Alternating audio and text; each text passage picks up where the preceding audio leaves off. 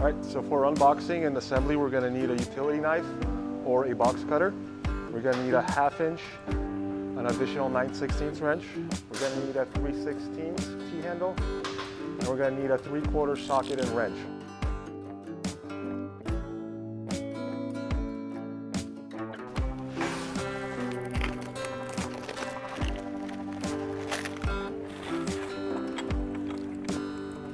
All right, so now we're gonna install the wheel chock. First, we're gonna put the channel on.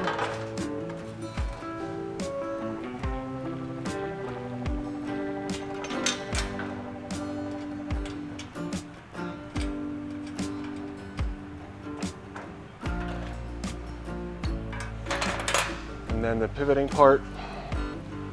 And depending on the wheel size, you can adjust it wherever you want.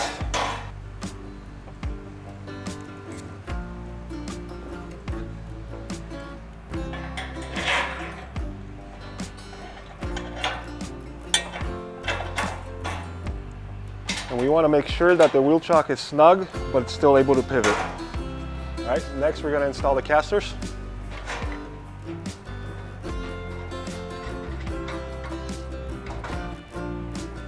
All right, and the front section is done. In the back section, the ramp is already pre-installed. And all we have to do is put the casters on.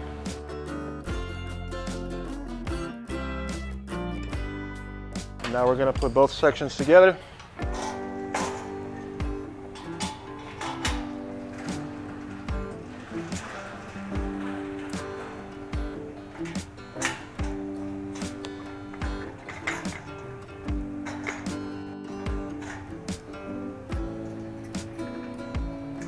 All right, and the assembly's finished.